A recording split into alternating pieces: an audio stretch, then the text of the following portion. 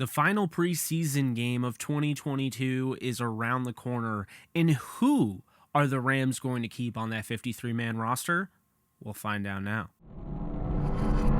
All right, guys, welcome back to the channel. I'm Jake Ellenbogen, and today I'm going to be breaking down my part 3 of my 53-man roster projection series. Before we get into it, if you do enjoy this channel and you haven't already, be sure to hit the thumbs up button and be sure to hit the subscribe button for more content like this. But let's get into it. We're going to start off. The first position, of course, are the quarterbacks. You look, there's only 3 on the roster, so it always comes down to the fact, are they going to keep 3 quarterbacks or are they going to keep 2 quarterbacks? We saw last week Bryce Perkins versus John Wolford. Wolford had no time to throw going up against the #1 defense, first team defense rather, for the Houston Texans, whereas you saw Bryce Perkins put together more of an effort. Obviously, he was going up against a lower tier in competition, but still impressive enough, the fact that he was able to make some things happen and honestly had a chance to lead the Rams down the field to win the game before, of course, they ran out of time. So I have them keeping both. I don't see why, if there's any shadow of a doubt about Matthew Stafford's elbow, which I don't really believe. I don't really buy that it's that big of a deal. I think clearly he's got something, but I don't think it's anything to be entirely worried about. So for that reason, I would say if there's anything whatsoever, it's a no-brainer that they would keep all 3 quarterbacks on the team. It does not make any sense that they're at all keeping an eye on it or they're at all worried about it, that they would cut Bryce Perkins or John Wolford. I think they'll keep them both. John Wolford ran with the second team the first practice with the joint practices with the Bengals. The second day it was Bryce Perkins due to the fact that John Wolford ripped a fingernail off. Ow. But I don't see how either of that is going to matter because they're going to keep all 3. I think Wolford at the end of the year will probably move on. He's on a 1-year deal. Bryce Perkins is a guy that don't sleep on him over time. If Matthew Stafford doesn't make it through his entire contract, don't sleep on this guy to get an opportunity to potentially work for the starting job in LA. So I have them keeping 3. We start off, we're keeping 3 here. We move on to the running backs, and there's only 5 on the roster. I have them keeping Jake Funk. I know we talked about this already, why I believe that they should probably not keep Jake Funk. It's not necessarily anything against him. It's more so the roster numbers. They have to work. But here's the thing. You have Darrell Henderson, you have Cam Akers, you have Kyron Williams. Williams is working hard with the ones since those 2 have been out. Obviously, Funk has taken some time, with the ones as well. But Funk is really, and I mean this in the nicest way possible, when people ask me, what about Jake Funk? Why not Jake Funk? Here's why. He is mainly a special teamer at this point. That's not to say that we should discredit what he did in college at Maryland, but it is to explain that, look, just because what he did at college was impressive, and, obviously he showed a lot of, obviously highlight reeling plays in college, it does not mean that translates. And so while he runs a 4.4, he came back from 2 ACL tears. I see a guy that is a very good special teamer, and what is keeping him on the roster is special teams. Kyron Williams is not going to get supplanted by him because Kyron Williams can ball. He can play on the offense. He can play special teams. He can pass protect. Maybe the best already on the team, which is saying a lot when you consider how good Darrell Henderson is in that avenue. But on top of that, it's not just pass protecting for him. He's a former wide receiver from high school, so he has, little nuances to his game that you would only have if you already had experience being a wide receiver, and so I think that really does help him. He's got a very low center of gravity, and I think he does a great job of keeping his balance, and, this is somebody, he slips tackles, doesn't necessarily break tackles, but slips them. He's slippery in space. He's got underrated speed. I don't worry too much about the 40 time. I think Kyron Williams, if push came to shove, the Rams would be totally fine starting him if they had to.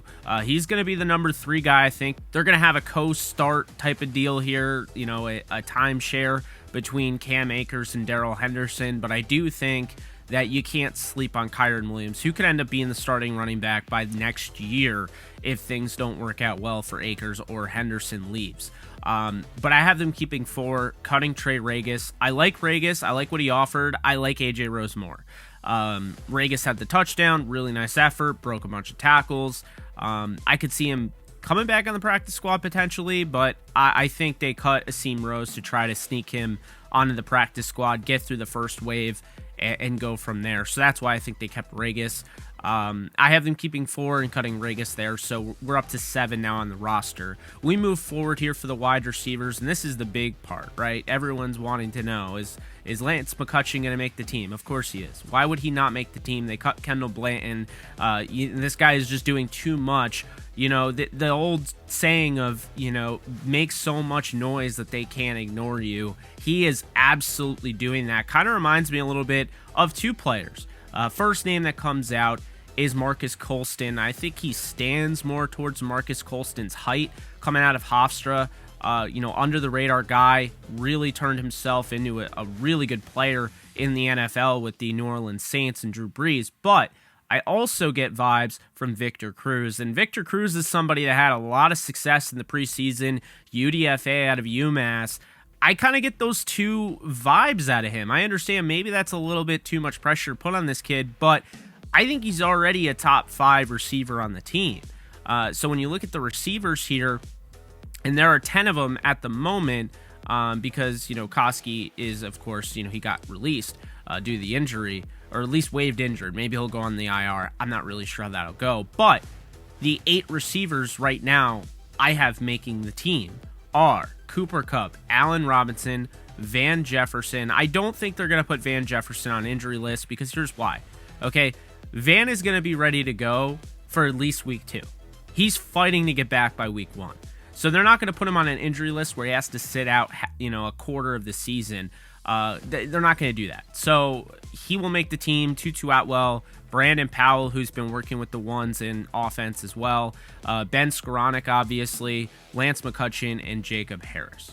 Okay, that's how I see it. Austin Trammell and Landon Akers unfortunately missed the cut. I do think Austin Trammell will be back on the practice squad. He just showed way too much to not get picked up. And we'll see what he does against the Bengals because he'll have a really big opportunity. If Lance McCutcheon's already made the team, I don't know if they're going to push him playing, all those snaps against the Bengals. Maybe they will.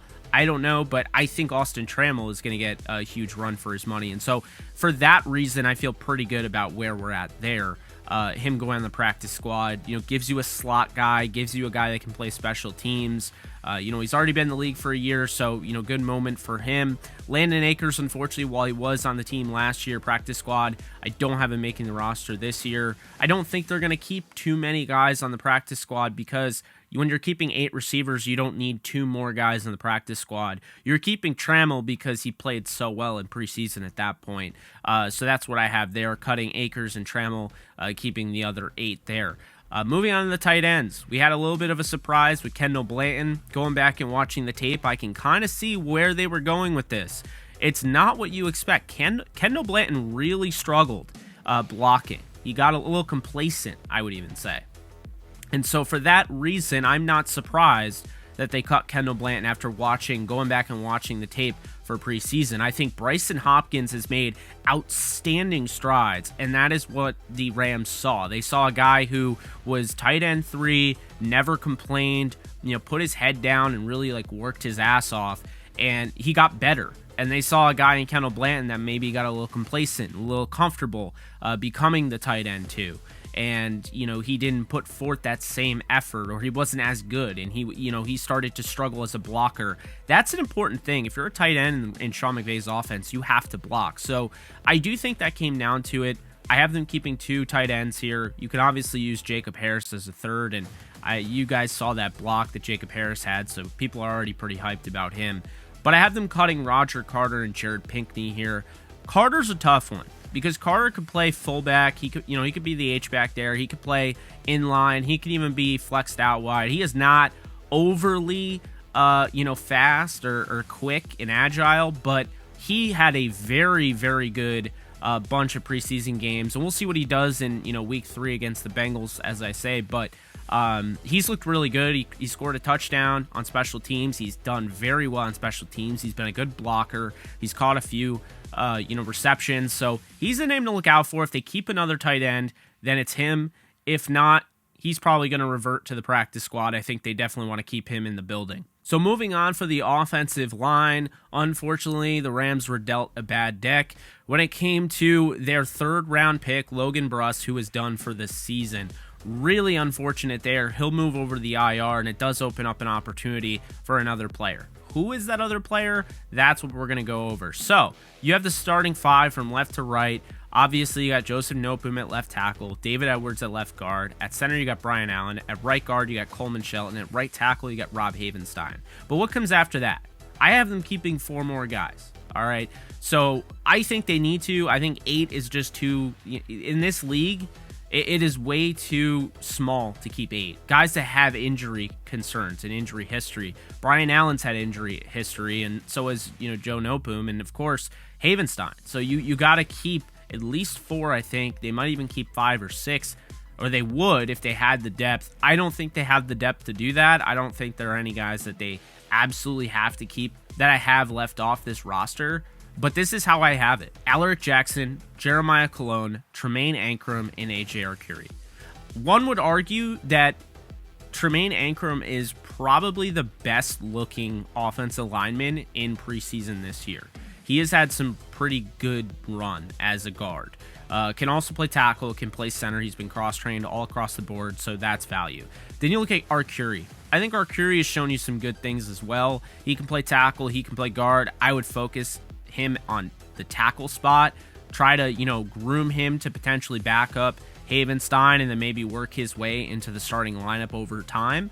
So I think they'll keep him in that, for that reason. And then I think when you look at Alaric Jackson, what he did last year in a pinch was very good at left tackle. He's not going anywhere. They're just trying to basically see what he can do at guard. They've been using him in different ways, trying to get different looks. Don't mind it, but he's a tackle. Fine, we'll give him that, flexibility, versatility, whatever. But I look at him as a tackle, so, I have them keeping him. And then Jeremiah Cologne. Look, you have 2 centers right now on the roster if you leave it the way it is. You have Brian Allen and you have Coleman Shelton. Guys that you really, trust. I don't know if you really trust Tremaine Ankrum playing center. He hasn't even done it in preseason. But guys that you trust, those 2. But those 2 are starting. So if one of them goes down, one of them has to play center. Somebody's going to have to fill in for right guard. I would imagine keeping a guy like Jeremiah Cologne is the best course of action here. He's the one true center, I think, at this point that I'd feel good about them keeping. I think he's been really good in preseason. He has definitely impressed me. Somebody that wasn't on my radar initially is definitely on my radar now. So I like the idea of keeping him. And so I have them keeping 9 here on the offensive line. That means Bobby Evans, Chandler Brewer, Maximilian Percher, who will revert to the practice squad, and Jack Snyder are cut from this projection. I think that Bobby Evans really has no place on the roster at this point. If they keep him, it's entirely because he was a draft pick. He has had an awful preseason, and it's really unfortunate. I was rooting for the guy, 3rd-round pick out of Oklahoma, comes out of the Big 12, big program. It just hasn't worked out. He's had moments, and it just has not worked out. And at that point, you just got to move on, right? It sucks. It didn't work out, but you got to move on because you can't cut guys that are going to help you this year just to keep a guy because of his status, just because of, the title, he's a draft pick. I don't care at that point. You got to make sure you have the right 53 together. Bobby Evans is not a top 53 player on the Rams. So I think he gets cut. I think Chandler Brewer definitely has an argument. I think he's had a good preseason. Not the best, but I definitely think he's shown some things. Can play tackle, can play guard. I think he definitely could have a run. Jack Snyder in limited time has really struggled as a pass protector, so I don't think he's going to make the roster, and he might not make the practice squad because of it, but he's definitely a name to look out for. Maybe they like him, see what he does in practices, and they like that. Percher, again, going back to him, they don't have to worry about him because essentially Percher is entirely a practice squad guy. He's part of the international program, the exchange program, that allows the Rams to carry an additional player, and there is no point of keeping him on the roster because he's automatically on the practice squad, protected, no one can grab him. So we'll see if he ever develops. That's always fun. I like that, that program to see if, you can develop these guys. We'll see in regards to that, but that's how I have it for the offensive line. Moving on to the defense. We have Aaron Donald, A'Shawn Robinson, Greg Gaines, Marquise Copeland, Michael Hoyt, and Jonah Williams. I understand I had Jonah Williams left off.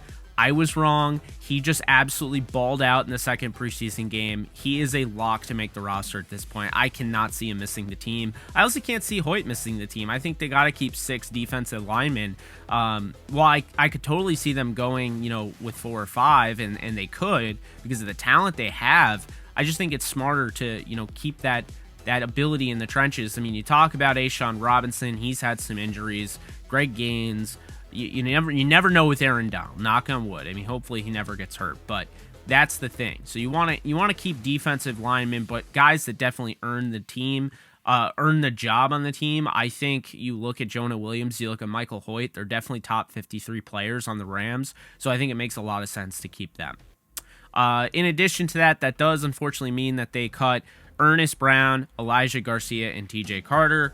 TJ Carter, again, was a guy that they claimed off of waivers. I never really expected him to make the team. I think they just kind of wanted to add him as a camp body.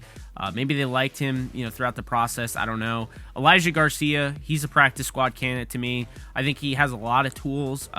You can really develop him. So he's not somebody that I'm trying to just let go of. You cut him, you try to bring him back on the practice squad. Ernest Brown, same thing. He's a draft pick that I actually am intrigued with, that I really would like to, see them keep him on the practice squad, see if, maybe a third time's a charm next year. And now moving on to the outside linebackers here, it's going to be tough to decide here because I actually have them keeping a UDFA here in Benton Whitley. And the reason is because Daniel Hardy is going to miss time, unfortunately. The Rams got a little bit of a hit in regards to their draft class. They got 2 guys that are put on the IR. One guy that's out for the year, one guy that's going to miss considerable time in Daniel Hardy, the other guy, Logan Bruss. And so I don't know when Daniel Hardy is going to be back, but, obviously being on that list opens up the door for another player. And I think all 3 guys are deserving. Braden Thomas has done a really nice job. Keir Thomas has done a really nice job, and so has Benton Whitley. I think Whitley's the better pass rusher. Keir Thomas is probably better against the run, I would say, if I'm being honest, just like watching those guys on tape. But this is what I have in Benton Whitley.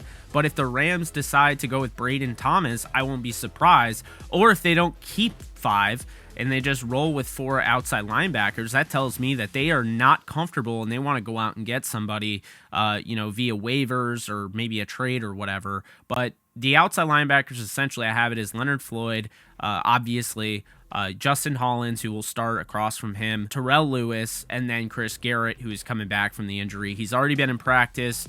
I don't think he'll play any preseason because he technically is moving into that Okoronkwo role. So he will actually have actual snaps during the regular season. No point in playing him if you already feel comfortable that he's going to play in the regular season when things actually matter.